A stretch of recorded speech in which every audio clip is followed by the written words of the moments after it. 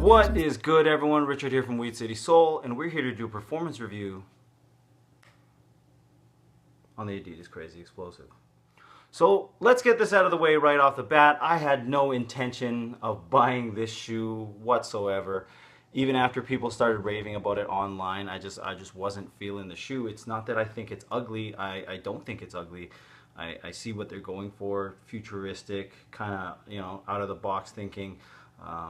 Just a really out there design, and I respect that, but I just wasn't personally feeling it.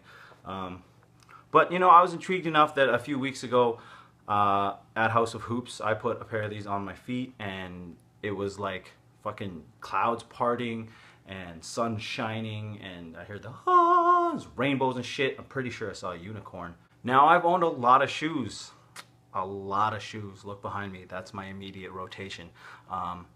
And I don't know if I've ever felt step in comfort in a basketball shoe like I did when I put on this thing right here. And for me, that was enough to pick up a pair and give them a shot. And I'm glad I did, and we'll go into why. So we're going to start as usual with the cushioning. Full length Adidas Boost foam. Now, if you don't own anything with Boost in it, I don't even know why you're watching this video. Turn this video off, go to the store, buy something with Boost in it. The Boost on this shoe is encased on the lateral side by a large plastic roll cage. On the medial side, however, it's left entirely exposed. And what that allows the shoe to do is still support you and give you stability while you're making lateral movements, while still allowing the Boost to expand and contract as needed to give you that bouncy, responsive feeling that you're used to from Boost. And does it work? Hell yeah, it works. The cushioning on this shoe is phenomenal. The impact protection is unbelievable, both in the heel and the forefoot. Especially in the heel, it gives you a very, very cushioned ride. But surprisingly, in the forefoot, you still have some really, really great court feel in the front.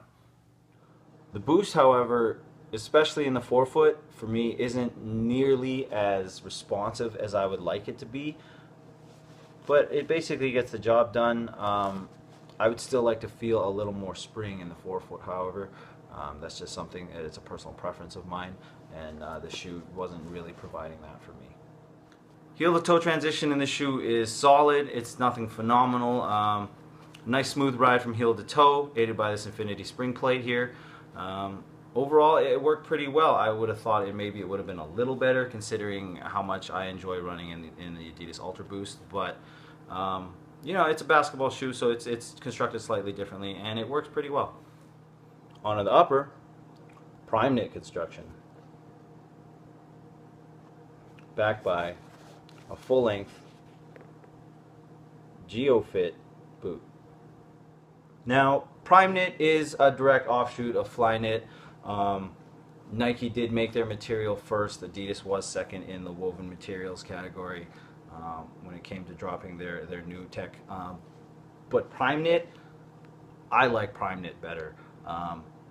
I find that Primeknit is much softer feeling and much more accommodating, whereas I find a lot of Flyknit shoes are actually very coarse feeling. The Primeknit on this shoe is no different. This stuff is really great feeling, very accommodating, very pliable, and yet still supportive. This full-length GeoFit inner boot is what lines the inside of the shoe. It does a great job at keeping everything very seamless and comfortable within the shoe. I didn't have any hot spots or blisters or anything like that wearing the shoe. This boot makes the shoe very, very comfortable. Comfort is one of the top aspects of this shoe. Basketball shoes aren't always the most comfortable thing. I don't generally mind my basketball shoes being a little rigid either, because I like to have that tactile feeling of support. But these are just really, really comfortable for basketball shoes. Onto the fit and lockdown, these things do a great job of just keeping everything locked onto the footbed of the shoe. You'll notice there are only 4 eyelets, but they're placed really wide on the shoe so that it can accommodate a variety of foot shapes and really just get you cinched in there with those 4 eyelets. The shoe is very supportive without feeling intrusive in any sort of way. The fit on the shoe is just really, really organic actually. You don't feel any restrictions on your foot at all. It just moves with you naturally. You can easily put it on and just forget that it's on your foot, and that's always a good thing.